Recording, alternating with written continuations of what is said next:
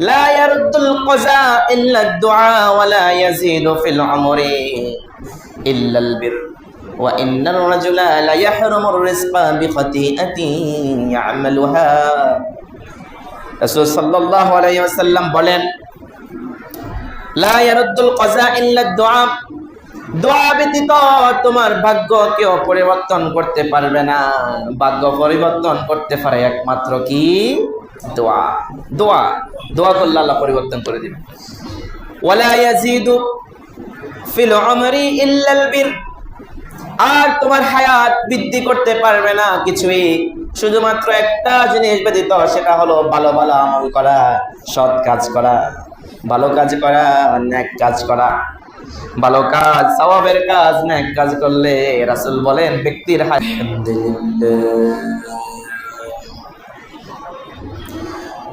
ইন্নাল হামদুলিল্লাহি নাহমাদুহু ওয়া নাস্তাঈনুহু ওয়া নাস্তাগফিরুহু ونؤمن به ونتوكل عليه ونعوذ بالله من شرور أنفسنا ومن سيئات أعمالنا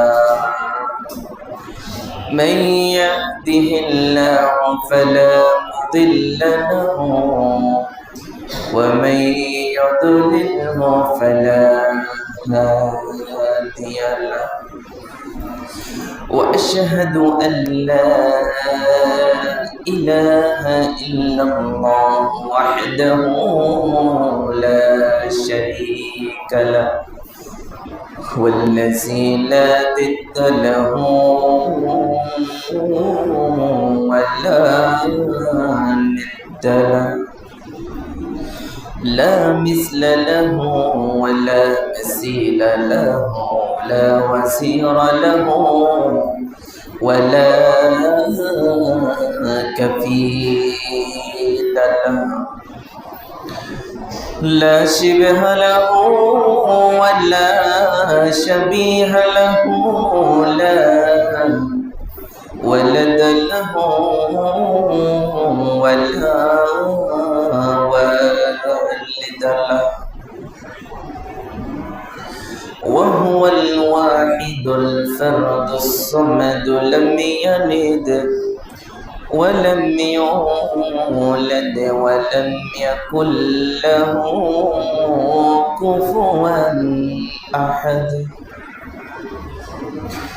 وأشهد أن سيدنا وسندنا وحبيبنا وحبيب ربنا وطبيبنا وطبيب أرواحنا ومولانا محمدا عبده ورسوله أرسله بالحق بشيرا ونذيرا وداعيا إلى الله بإذنه وسراجا منيرا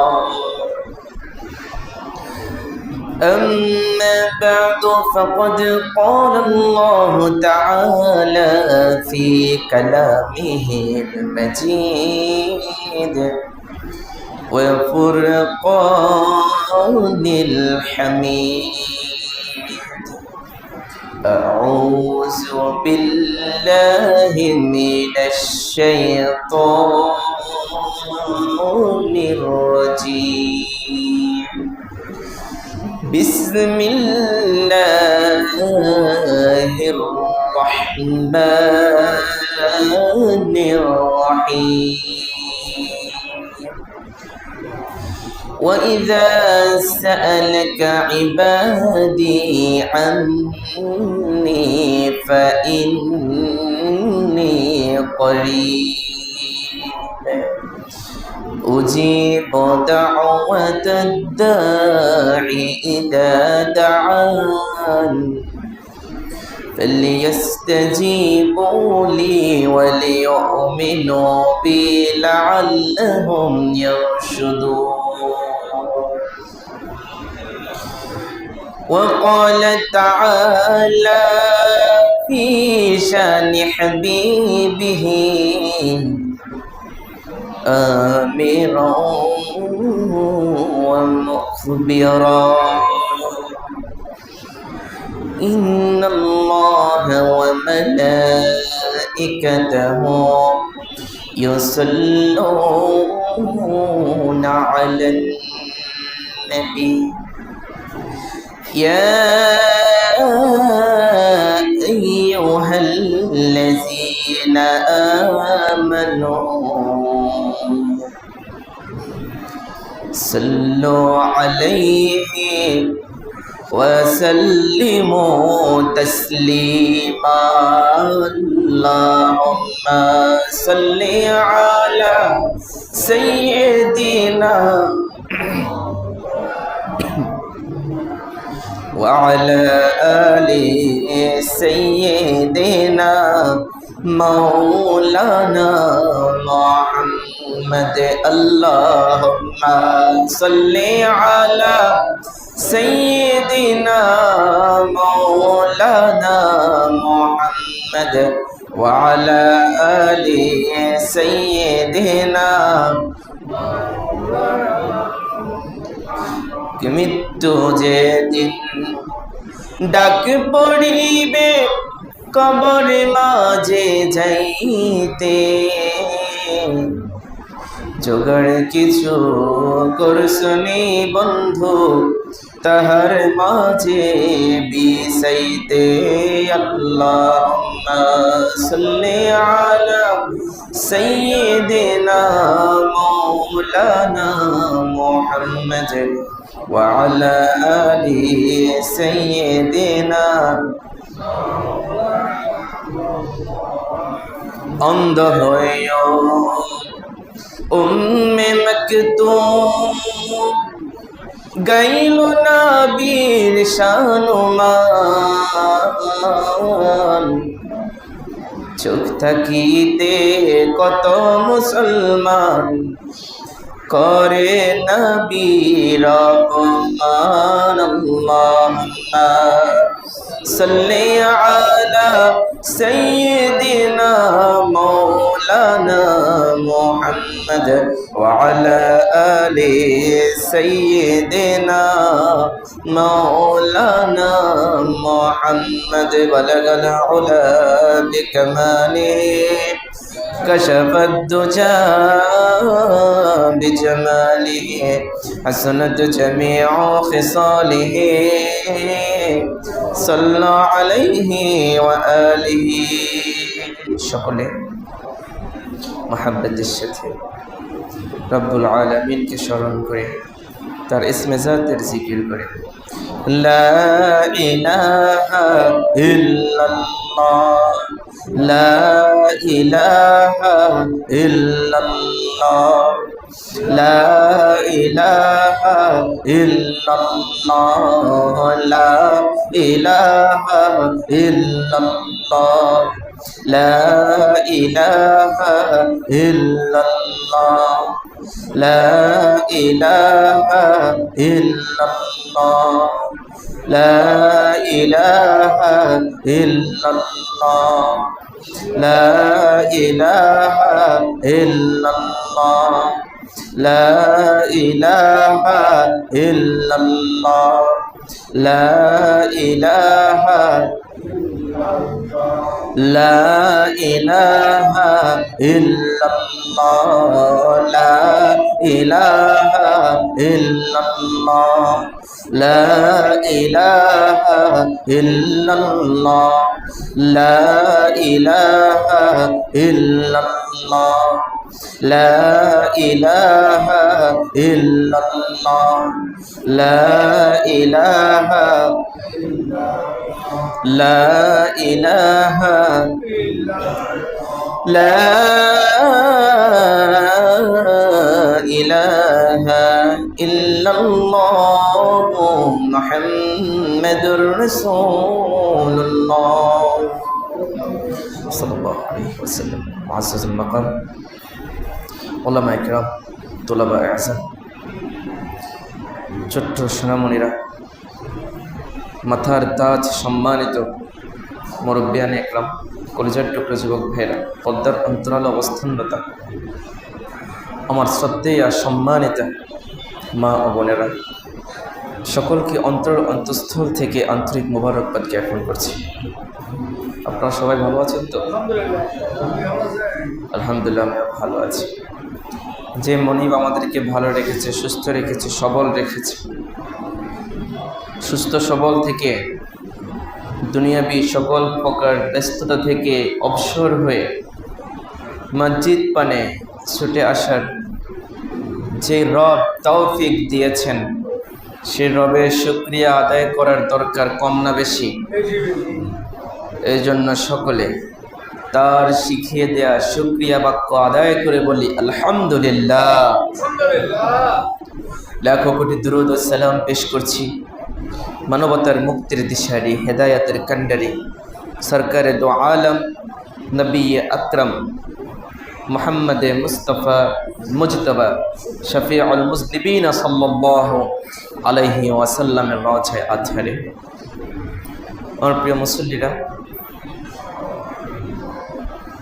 আমরা হাঁটি হাঁটি পা পা করে একে একে এগিয়ে যাচ্ছি 12ই রবিউল আউয়াল, রাসূলের জন্মদিবসের দিকে, যে মাসে আমার আপনার নবী এই পৃথিবীতে আগমন করেছিলেন, এবং যে মাসই হচ্ছে তাওহীদের বীজ বপনের মাসের সূচনা, যে মাস হচ্ছে অন্ধকারের মাঝে আলোকবর্তিকা চালানোর সূচনার মাস, যে মাসে শুরু হয়েছিল মিথ্যার বেড়াজাল থেকে বেরিয়ে সত্যের দিকে ধাবমান হওয়ার সূচনা।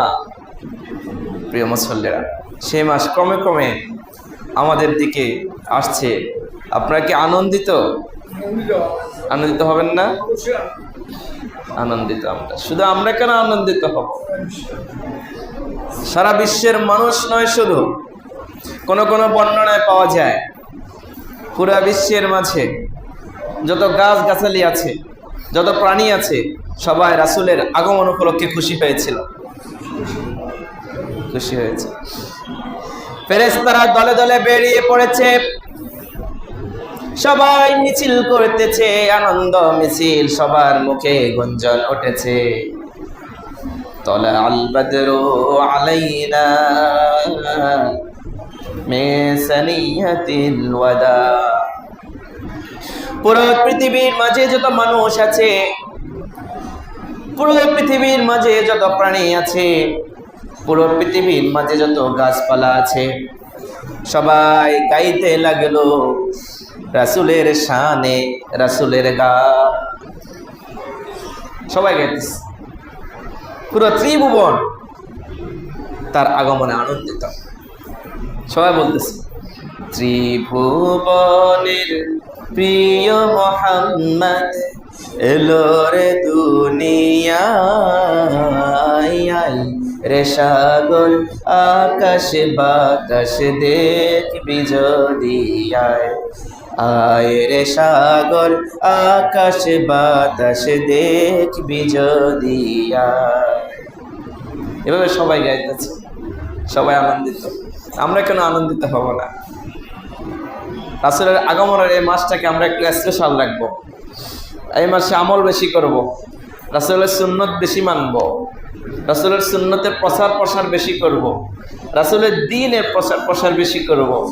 পরিবারে ঘরোয়াভাবে রাসূলের সুন্নত প্র্যাকটিস করার আয়োজন করব।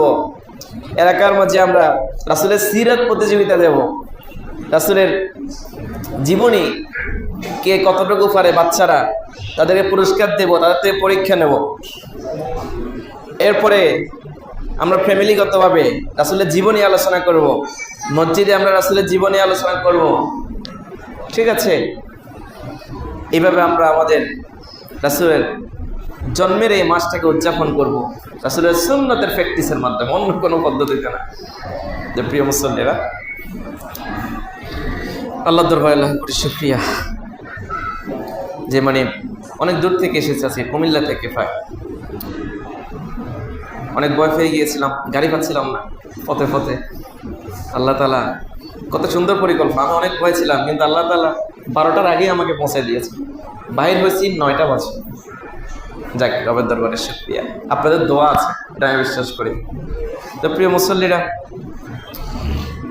আমি আপনাদেরকে খুব ভালোবাসি। সে ভালোবাসার জায়গা থেকে আজকে একটা বিষয় নির্ধারণ করেছি, সেটা হচ্ছে দোয়া। দোয়া আল্লাহর কাছে কীভাবে চাইব। অনেকে আমরা জানি না আল্লাহর কাছে কীভাবে চাইতে হয়। চাওয়ার মতো চাইলে আল্লাহ সব কিছু দেন, কিন্তু আমরা সেটা অনেকে বুঝে উঠতে পারি না। তো প্রিয় মুসল্লিরা, আজকে আমরা শুনবো হচ্ছে দোয়ার গুরুত্ব এবং দোয়ার ফজিলত। প্রিয় মুসল্লিরা, আমি খুতবার মাঝে একটি আয়াতে কারিমা তেলাওয়াত করেছি, সূরাতুল বাকারা 184 নম্বর আয়াত। আল্লাহ তাআলা সেখানে দোয়ার গুরুত্ব বর্ণনা করেছেন। দোয়া হচ্ছে মুমিনের সবচেয়ে বড় হাতিয়ার। দোয়া হচ্ছে মুমিন সম্মুখে এগিয়ে যাবার সোপান। দোয়া হচ্ছে মুমিনের হৃদয়ে সকল ব্যথাকে দূর করার একমাত্র যন্ত্র। দোয়াই পারে একজন মানুষের জীবনের সকল অশান্তিকে শান্তিতে পরিবর্তন করে দিতে। বড় বড় যত অস্ত্র আমরা দেখি দুনিয়ার মাঝে, ক্ষেপণাস্ত্র, AK-47, 45, পারমাণবিক বোমা, মিসাইল, এগুলার চাইতেও মুমিনের জন্য বড় একটা অস্ত্র হচ্ছে দোয়া। তাই তো রাসূল হাদিসে বলেছেন যে আদ-দুআউ সিলাহুল মুমিন ওয়া ইমাদুদ্দিন ওয়া নূরুস সামাওয়াতি ওয়াল আরদ। রব্বুল আলামিনের প্রিয় রাসূল আমাদেরকে জানিয়ে দিলেন, আরে মুমিনেরা শোনো, দোয়া ও সিলাহুল মুমিনিন, দোয়া হচ্ছে মুমিনদের সবচেয়ে বড় অস্ত্র। ওয়া ইমাদুদ্দিন, এবং দ্বীনের খুঁটি। ফিলার, ফিলার, দ্বীনের পিলার। এই যে ফিলার আছে, এটা যদি এখন কাটে ফেলেন কয়দিন টিকবে? ঠিক দ্বীনের একটা খুঁটি হচ্ছে দোয়া করা, আল্লাহর কাছে দোয়া করা, ইমাদুদ্দিন। এরপর রাসূল বললেন নূরুস সামাওয়াতি ওয়াল আরদ, আসমান এবং জমিনের জ্যোতি হলো দোয়া। দোয়া হচ্ছে আসমান এবং জমিনের মধ্যখানে যত জ্যোতি রয়েছে সব জ্যোতির মূল, আলোর মূল উৎস। 3টা কথা বলেছেন এক হাদিসে রাসূল। কয়টা? 3টা। 1 নম্বর বলেছেন যে আদ-দুআ সিলাহুল মুমিন, দোয়া হচ্ছে মুমিনদের অস্ত্র, সবচেয়ে বড় অস্ত্র। এই যে আমরা এখন ইরান হামলা করছে কোথায়? ইসরায়েল। ইসরায়েল কোথায় করছে? ইরানে। এই যে মিসাইলগুলো মারে, একেবারে যেখানে তাদের টার্গেট ওখানে গিয়ে পড়ে না? একটুও কি বিচ্যুত হয়? হয় না। ঠিক দোয়াটা আমরা যদি সুন্দরভাবে সাজিয়ে এটা প্রেরণ করতে পারি, সোজা আরশে গিয়ে লাগবে। সুবহানাল্লাহ। আমাদের সকল কাজের মূল প্রণোদনা হচ্ছে দোয়া। এই যে দেখেন না, মাঝে মধ্যে ডাক্তাররা একজন রোগীকে বলে আপনার হায়াত শেষ, বেশি দিন বাঁচার সুযোগ নেই, হয়তোবা 2-4 বছর বাঁচবেন, অথবা 2-4 মাস বাঁচবেন, মনে যা চায় তা খান, মনে যা চায় তা খান, খাই শেষ করি হালান সব, আর বেশি দিন বাঁচবেন না। বলে কি বলে না? কিন্তু পরবর্তীতে দেখা যায় যে ওই মানুষটাই আমাদের মাঝে দিব্যি 5 থেকে 7 বছর বেঁচে আছে। হয় না? হয় না? আমি একটু উদাহরণ দিই। আমার এক মামা, আমার আম্মার জ্যাঠতো ভাই, আমার মামা সৌদি আরব থাকতেন। হঠাৎ করে অসুস্থ হয়ে গেছেন। কিছুদিন পরে সৌদি আরব থেকে ডাক্তাররা, ওখানকার সরকাররা, সৌদি গভর্নমেন্ট বাংলাদেশে পাঠাই দিয়েছেন। বলতেছে যে আপনার এখানে থাকা যাবে না, আপনি অল্প কয়দিন বাঁচবেন, বেশি দিন বাঁচবেন না, পরিবারের সাথে থাকেন, যা কদিন আছেন পরিবারের সাথে থাকেন, ভালো ভালো খান, যা মন চায় তা খান। কিন্তু আশ্চর্যের বিষয় হচ্ছে আমার বাবা সেই যে 10 কি 12 বছর আগে বলেছিল যে আপনি চলে যান, আমার মামা এখনো বেঁচে আছে। আচ্ছা বলেন তো, যদি আমাদেরকে ডাক্তাররা বলে যে এই যে 2-4 দিনের মধ্যে আপনি মারা যাবেন, আর বাঁচবেন না, তখন আমরা আসি কি করব? আল্লাহ, আমি নাকি মারা যাব, কি কয় ডাক্তার? আমার হায়াত শেষ, আল্লাহ, হায়াতের মালিক তুমি, তুমি যাকে ইচ্ছে হায়াত দাও, যাকে ইচ্ছে মৃত্যু দাও। কুলিল্লাহুম্মা মালিকাল মুলক তুতিল মুলকা মান তাশা ওয়া তুইজ্জু মান তাশা ওয়া তানজিউল মুলকা মান তাশা ওয়া তুহয়ী মান তাশা। যাকে ইচ্ছে আপনি হায়াত দেন, যাকে ইচ্ছে আপনি মারেন, যাকে ইচ্ছে আপনি মুলক দান করেন, আবার যাকে ইচ্ছে আপনি তাকে মুলক ছিনিয়ে নেন, রাজত্ব ছিনিয়ে নেন। নেন তো, ছিনিয়ে নেন, আমরা দেখছি না ফালাই গেছে যে, ছিনিয়ে নেন। তো যখন আসি দোয়া করা শুরু করে দিয়েছে, এরপর আল্লাহ তাআলা তার ভাগ্য পরিবর্তন করে দিয়েছে, ভাগ্য পরিবর্তন করে দিয়েছে। এখনো পর্যন্ত দিব্যি বেঁচে আছে। আমাদের সকল কাজের মূল প্রণোদনা হচ্ছে দোয়া, দোয়া। তো প্রিয় মুসল্লিরা, দোয়ার এই গুরুত্ব আমাদেরকে বুঝতে হবে। আমরা গড়পড়তা আকারে বাধা ধরার নিয়মে টুটাফাটা ইবাদত করি মোটামুটি, আলহামদুলিল্লাহ। মুরব্বীরাও চেষ্টা করে, যুবক ভাইয়েরাও করে, কিন্তু পরিতাপের বিষয় হচ্ছে কি, ওই আমরা টুটাফাটা ইবাদত যাই করি, কিন্তু মন খুলে দোয়া করাটা হয় না তেমন একটা। কেন ভাই, এত কষ্ট করে ইবাদত করলেন, একটু সময় বিকিয়ে আল্লাহর কাছে চান না, মন খুলে চান, মন খুলে দোয়া করেন। আচ্ছা, তো এই যে আমরা দোয়া থেকে একটু অবহেলা করছি, এর মাধ্যমে কি আমাদের আমলের ক্ষতি হচ্ছে? একটা প্রশ্ন আসার দরকার না?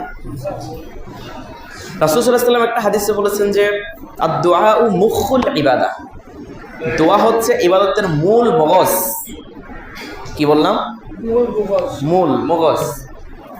একটা প্রাণীর বা একটা মানুষের শরীরের সব ঠিক আছে, শুধু মগজ নাই। এই মানুষটাকে কি বলবেন আপনি? মানুষ বলবেন? পার্থক্য এখানে, একজন মানুষের মগজ বিবেক আছে বলেই তো সে হচ্ছে আশরাফুল মাখলুকাত।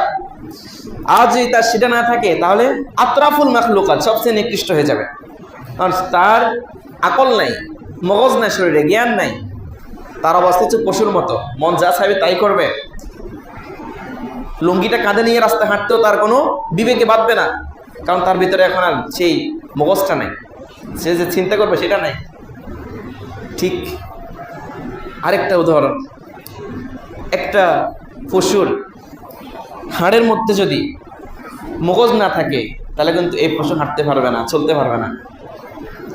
এখন আমাদের ইবাদতের যদি মগজ না থাকে, আমাদের ইবাদতটা কি হলো? একটু ল্যাংড়া খোঁড়া হয়ে গেল না? তো এই খোঁড়া ইবাদত আল্লাহর কাছে পৌঁছাবে কিভাবে? হ্যাঁ, একটু চিন্তা করা দরকার। এই জন্য রাসূল বলে দিয়েছেন আদ-দুআউ মুখুল ইবাদাহ, দোয়া হচ্ছে ইবাদতের মূল। দোয়া যদি না করো ইবাদত ফঙ্গু হয়ে যাবে। এই ফঙ্গু ইবাদত আল্লাহর কাছে পৌঁছাতে বড্ড কষ্ট হবে। আমরা সময় করে করে আল্লাহর কাছে চাইবো, চাওয়ার মতো চাইবো। প্রিয় মুসল্লিরা, শুধু এতটুকুই না, রাসূল আরেকটা হাদিসে বলেছেন যে আদ-দুআউ হুয়াল ইবাদাহ, দোয়াটাই একটা ইবাদত। সুবহানাল্লাহ, স্পেসিফিক ইবাদত, দোয়াটাই একটা ইবাদত। সুবহানাল্লাহ। প্রিয় মুসল্লিরা, রাসূল দোয়া করতে খুব পছন্দ করতেন, আল্লাহর কাছে চাইতেন। ইজা সাআলতুম ফাসআলিল্লাহ, যখন চাইতে মন চায় কারো কাছে, আল্লাহর কাছে চাও, দুনিয়ার কারো কাছে চাই না। ইজা ইসতাআনতুম ফাসতাইন বিল্লাহ, যখন তোমার কোনো সহযোগিতার প্রয়োজন হয় তা আল্লাহর কাছে চাও, দুনিয়ার কারো কাছে চাইবার দরকার নাই। দুনিয়ার মানুষ কত দিবে তোমাকে? দুনিয়ার যে মানুষ তোমাকে দিবে সেও তো আরেকজনের মুখাপেক্ষী। এই জন্য ইজা সাআলতুম ফাসআলিল্লাহ, যখন চাইতে মন চাইবে আল্লাহর কাছে চাও। ওয়া ইসতাআনতুম ফাসতাইন বিল্লাহ, যখন কোনো সাহায্যের প্রয়োজন হবে আল্লাহকে বলো, আল্লাহকে বলো, আল্লাহ দিবেন। শুধু এতটুকুই না, সুনানে তিরমিজির বর্ণনা, নবী আকদাস মুহাম্মদ সাল্লাল্লাহু আলাইহি ওয়াসাল্লাম বলেন লা ইয়ারুদ্দুল কাযা ইল্লা আদ-দুআ ওয়া লা ইয়াজিদু ফিল আমরি ইল্লাল বির ওয়া ইন্নার রাজুলা লা ইয়াহরুমুর রিজকা বিখাতিআতিন ইয়ামালুহা। রাসূল সাল্লাল্লাহু আলাইহি ওয়াসাল্লাম বলেন লা ইয়ারুদ্দুল কাযা ইল্লা আদ-দুআ, দোয়া ব্যতীত তোমার ভাগ্য কেউ পরিবর্তন করতে পারবে না। ভাগ্য পরিবর্তন করতে পারে একমাত্র কি? দোয়া। দোয়া দোয়া করলে আল্লাহ পরিবর্তন করে দিবে। ওয়ালা ইয়াজিদু ফিল উমরি ইল্লাল বির, আর তোমার হায়াত বৃদ্ধি করতে পারবে না কিছুই, শুধুমাত্র একটা জিনিস ব্যতীত, সেটা হলো ভালো ভালো আমল করা, সৎ কাজ করা, ভালো কাজ করা, নেক কাজ করা। ভালো কাজ, সওয়াবের কাজ, নেক কাজ করলে রাসূল বলেন ব্যক্তির হায়াত বৃদ্ধি পায়। সুবহানাল্লাহ। এরপর রাসূল বললেন ওয়া ইন্নার রাজুল লা ইহরামুর রিজকা বিখাতিয়াতি ইয়ামালুহা, আর একজন মানুষ তার বন্টিত নির্ধারিত রিজিক থেকে মাহরুম হয়ে যায়, বঞ্চিত হয়ে যায়। কেন জানেননি? রাসূল বলেন একজন মানুষ তার বন্টিত নির্ধারিত রিজিক থেকে বঞ্চিত হয় তার গুনাহের কাজের কারণে, গুনাহ করার কারণে, আল্লাহর নাফরমানি করার কারণে, আল্লাহর নির্দেশ অমান্য করার কারণে, রাসূলের পথ পন্থা শরীয়ত অনুসরণ না করার কারণে ব্যক্তি তার রিজিক থেকে বঞ্চিত হয়ে যায়। এই হাদিস থেকে আমরা তিনটা মেসেজ পেয়েছি ভাইয়েরা। কয়টা? তিনটা। এক নম্বরে বলছেন কি, লা ইয়ারুদ্দুল কজা ইল্লা দুআ, ভাগ্য একমাত্র দোয়ার মাধ্যমে পরিবর্তন হবে। দুই নম্বর মেসেজ, ওয়ালা ইয়াজিদু ফিল উমরি ইল্লাল বির, আমাদের হায়াত বৃদ্ধি পাবে ভালো ভালো কাজের মাধ্যমে, নেক কাজের মাধ্যমে, সওয়াবের কাজের মাধ্যমে। তিন নম্বর যে মেসেজটা আমরা পেয়েছি সেটা হচ্ছে, আমরা যদি কোনো গুনাহ করে ফেলি তাহলে আল্লাহ তাআলা আমাদের রিজিক থেকে আমাদেরকে বঞ্চিত করে দেবেন। এই তিনটা মেসেজ আমাদেরকে ভালোভাবে মনে রাখতে হবে। এরপর রাসূল দোয়ার গুরুত্ব বোঝাতে গিয়ে আরো বলেছেন, লাইসা শাইউন আকরামু ইলাল্লাহি মিনাদ দুআ, দোয়ার চাইতে আল্লাহর কাছে বেশি প্রিয়, সম্মানিত জিনিস, মর্যাদার জিনিস আর কিছু নাই। আল্লাহর কাছে দোয়াই হচ্ছে সবচেয়ে বেশি মর্যাদার জিনিস, আল্লাহর কাছে দোয়াই হচ্ছে সবচেয়ে বড় সম্মানিত আমল। সুবহানাল্লাহ। আমার আল্লাহ তাআলা কুরআনুল কারীমে বলেন, উদউনি আস্তাজিব লাকুম, ওরে আমার বান্দারা তোমরা আমাকে ডাকো, আমি তোমাদের ডাকে সাড়া দেব। তোমরা আমাকে ডাকো, আমি তোমাদের ডাকে সাড়া দেব। আমি তোমাদের ডাকে সাড়া দেব। আবার রাসূল বললেন, আল্লাহ বলতেছেন ডাকো ডাকো ডাকো, আমি তোমাদের ডাকে সাড়া দেব। আবার রাসূল বলেন, আল আদাবুল মুফরাদের বর্ণনা, ইমাম বুখারী রাহিমাহুল্লাহ রচিত আল আদাবুল মুফরাদের মাঝে একটা হাদিস তিনি এনেছেন। রাসূল বলেন, মান লাম ইয়াসআলিল্লাহ কাদিবাল্লাহু আলাইহি, যে ব্যক্তি আল্লাহর কাছে চায় না, আল্লাহর কাছে দোয়া করে না, আল্লাহর কাছে প্রার্থনা করে না, আল্লাহ তার উপরে রাগান্বিত হয়। দুনিয়ার দিকে একটু লক্ষ্য করেন তো, দুনিয়ার কোন ধনী মানুষ, কোন স্বভাব প্রতিপত্তিওয়ালা মানুষ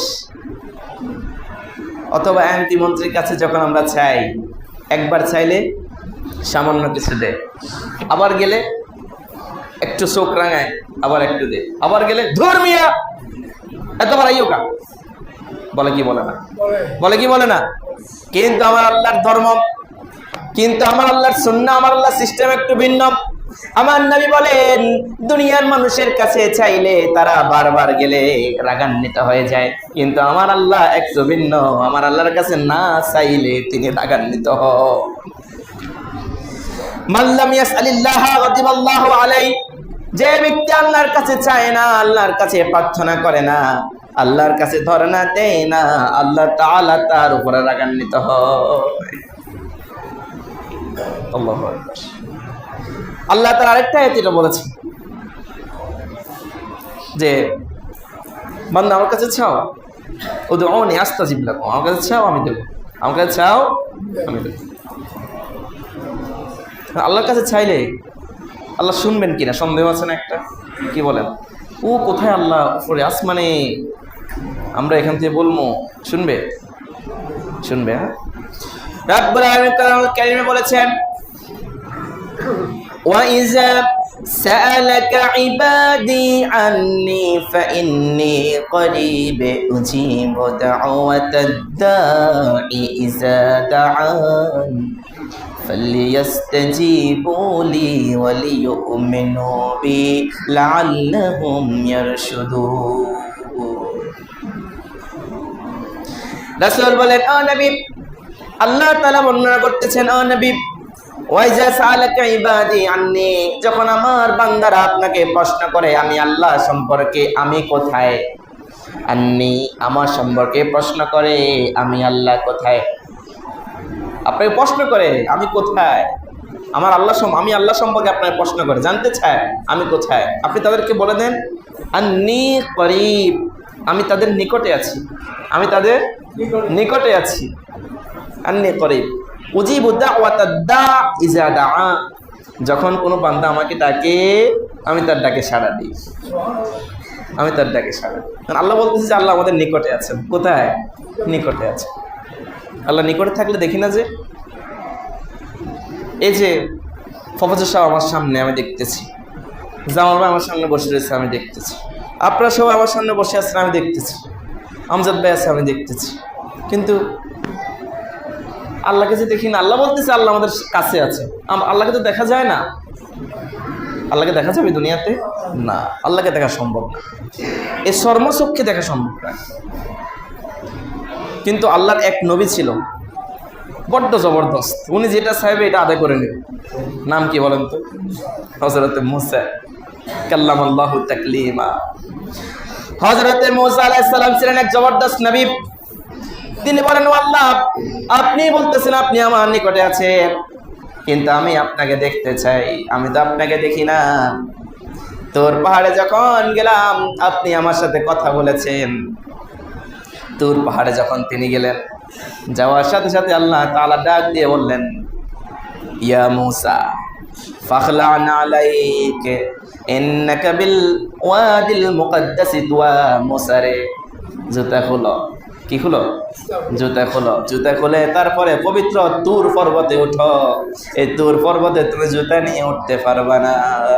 কিন্তু আমার আপনার নবী যখন মেরাজে গেলেন, মেরাজ যাওয়ার পরে সেই আরশে যখন রাসূল যাচ্ছেন, রাসূল পায়ের জুতা খুলতে চাইলেন, কিন্তু ফেরেশতারা বলে না না না, জুতা খুলেন না, আপনার এই জুতার দুলা লেগে আজকে আল্লাহর আরশ ধন্য হয়ে যাবে। মুসা নবী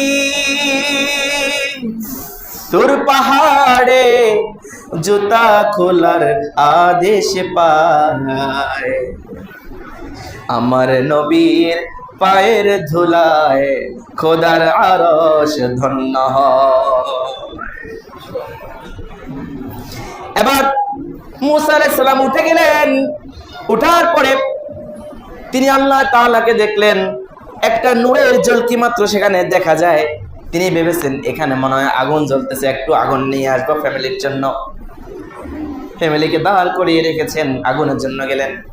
কিন্তু সেখানে গিয়ে দেখেন না না, আল্লাহ তাআলা কথা বলতেছেন, ইন্নী আনাল্লাহ, আমি তোমার রব মুসা, আমি তোমার রব। ওয়া কাল্লামাল্লাহু মুসা তাকলিমা। এরপর আল্লাহ তাআলা মুসার সাথে কথা বলেছেন। আচ্ছা, আমরা কি আল্লাহর কথা শুনেছি? শুনি নাই। আল্লাহর কালাম পড়ি, আমরা কালাম কোরআন পড়ি, কিন্তু কথা তো শুনি নাই। তো যে মানুষটা আল্লাহর কথা শুনে, আল্লাহর কথা কত সুন্দর হতে পারে বলেন? হ্যাঁ, আল্লাহর সৃষ্ট মানুষের কথা যদি এত সুন্দর হয়, অনেক বক্তা আছে না, যখন কথা বলে আমরা কান পেতে শুনতে থাকি, ভালো লাগে।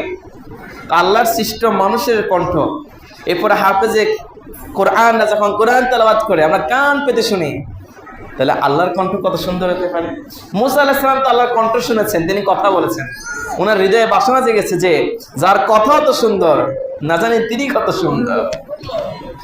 এরপর আল্লাহকে বললে, আল্লাহ আমি একটা দেখতে চাই, আমি আপনাকে দেখতে চাই। আল্লাহ বলেন না, আমাকে তো দেখা যাবে না, আমাকে দেখা যাবে না। আল্লাহ বললেন যে তুমি আমাকে দেখতে পারবে, একটা শর্ত আছে, সেই শর্ত হচ্ছে সরাসরি আমাকে দেখতে গেলে তোমার ক্ষতি হয়ে যাবে, তুমি ধ্বংস হয়ে যাবে। আমি বরং ওই যে তুর পর্বত দেখতেছো, ওই পর্বতের উপরে আমার সামান্য একটু নূরের তাজাল্লি দেব। যদি ওই পর্বত জায়গা মতো থাকে, ধ্বংস না হয়, তাহলে তুমি আমাকে দেখতে পারবা, নাই তো দেখতে পারবা না। এদেরকে একটু নিষেধ করে দাও, দুষ্টুমি করতেছি। রব্বুল আলামিন যখন হযরতে মুসা আলাইহিস সালাম তার কাছে একটি দাবি করে বললেন, রব্বি আরিনি আনজুর ইলাইক, ও আল্লাহ আমি আপনাকে দেখতে চাই। তখন আল্লাহ তাআলা বললেন লান তারানি, তুমি আমাকে দেখতে পারবা না। লান তারানি, আমাকে দেখা সম্ভব না। লান তারানি অর্থাৎ মানে হচ্ছে আরবি ভাষার ব্যাকরণ অনুযায়ী ভবিষ্যৎকে এটা একদম নাকচ করে দেয়, ভবিষ্যৎ এটা কখনো সম্ভব না। লান তারানি, লান আসলে ভবিষ্যৎ একেবারে নাকচ হয়ে যাবে, না, কখনো সম্ভব না এই কাজ। এই জন্য রাব্বুল আলামিন বললেন লান তারানি, তুমি আমাকে দেখতে পারবে না। ওয়ালাকিন ইনজুর ইলাল জাবাল ফাইন ইসতাকাররা মাকানাহু ফাসাওফা তারানি, বরং মূসা রে তুমি আমাকে না দেখে ও যে পাহাড় দেখতেছো পাহাড়ের দিকে তাকাও, ওই পাহাড় যদি আপন স্থানে বহাল থাকতে পারে তাহলে তুমি আমাকে দেখতে পারবা।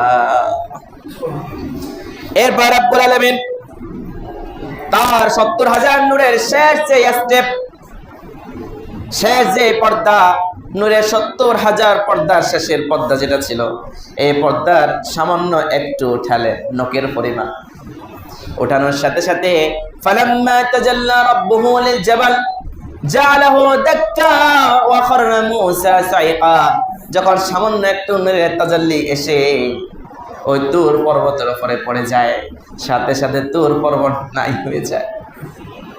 হযরত মূসা শেষ, বেহুশ হয়ে পড়ে আছে মূসা।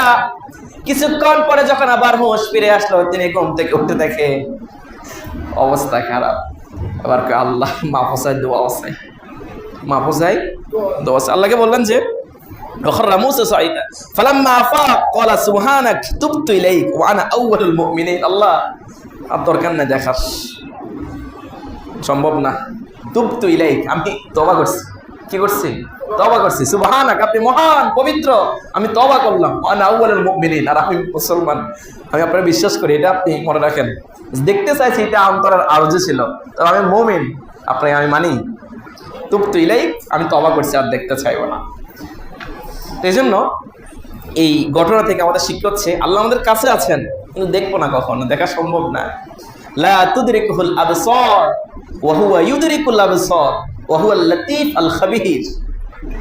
কোন চোখ তাকে দেখতে পারবে না, দুনিয়ার কোন মানুষ তাকে দেখতে পারবে না, কোন জিন তাকে দেখতে পারবে না,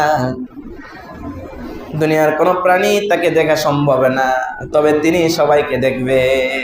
ওয়া হুয়া ইউদরিকুল আবসার, তিনি সবাইকে দেখবেন। ওয়া হুয়াল লাতীফ আল খাবীর, এবং তিনি হচ্ছেন সূক্ষ্মদ্রষ্টা, একেবারে সূক্ষ্মদ্রষ্টা, সূক্ষ্মদর্শী, তিনি একেবারে ভালোভাবে দেখবেন। লতিফ আল খাবীর, সব বিষয় তিনি জানেন। আবার সূরাতুন নিসার প্রথম আয়াতে বলেছেন তিনি তোমাদের প্রতি সর্বক্ষণ সূক্ষ্ম দৃষ্টিপাত করে রেখেছেন, সারাক্ষণ তিনি তোমাদেরকে দেখেন।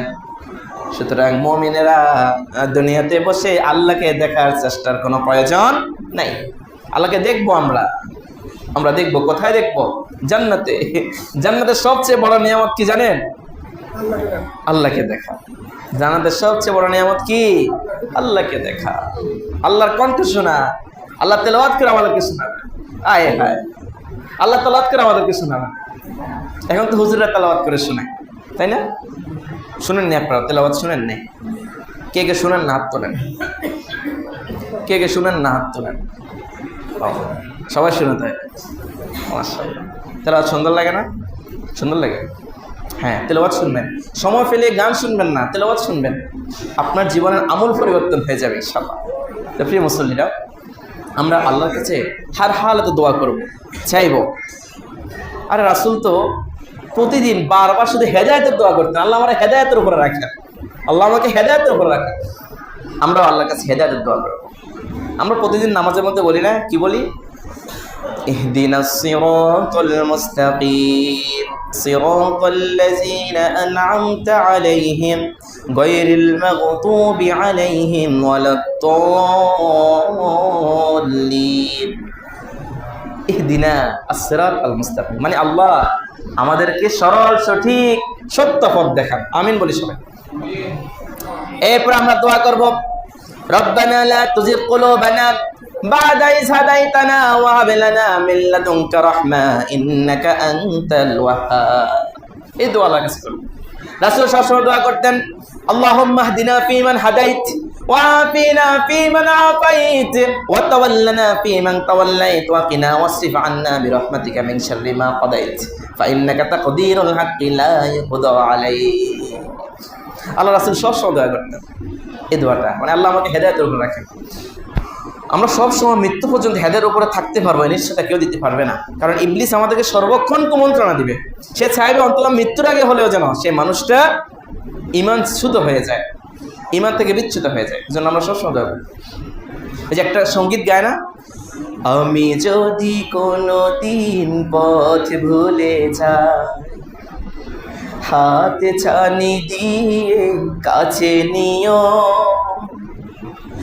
মমতার বন্ধনে আমায় বেঁধে সব ভুল ক্ষমা করে দিও,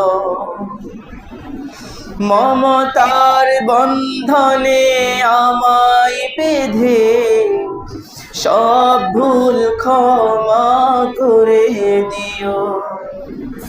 জেনে না জেনে কত করি অপরাধ, কখনো করো না তুমি বাদে প্রতিবাদ। জেনে না জেনে কত করি অপরাধ, কখনো করো না তুমি বাদে প্রতিবাদ।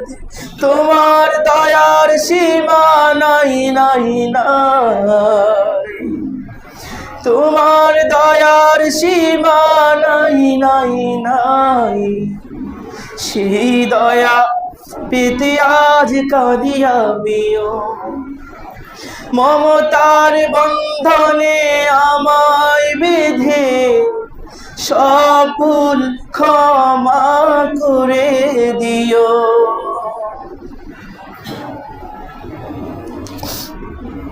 তো আমাদেরকে আল্লাহর কাছে দোয়া করতে হবে, আল্লাহ মাফ করে দেন। এর সাথে বড় দোয়া কিছু হতে পারে না ভাইরা, এর সাথে বড় দোয়া কিছু হতে পারে না। আল্লাহ আমাদেরকে হেদায়েত করে রাখে, এর সাথে বড় দোয়া কিছু হতে পারে না। আল্লাহর কাছে সব কিছু চাইবো, ক্ষমা প্রার্থনা করবো, আল্লাহর কাছে ঈমানের উপরে অটল অবিশ্বাস থাকার দোয়া করবো। আবার আল্লাহর কাছে আমাদের চাকরি হচ্ছে না এটা বলতে হবে না, আমার কোনো প্রয়োজন আছে এটা বলতে হবে না। আরে আমাদের সাহাবীরা আসলাফরা জুতার যদি পিতাও ছিঁড়ে যেত সেটাও আল্লাহর কাছে বলতেন, আল্লাহ আমাদের জুতা পিতা ছিঁড়ে গেছে কি করবো, আমরা কেন বলতে পারবো না? উত্তম স্ত্রী, নেককার স্ত্রী চাইতে হবে না?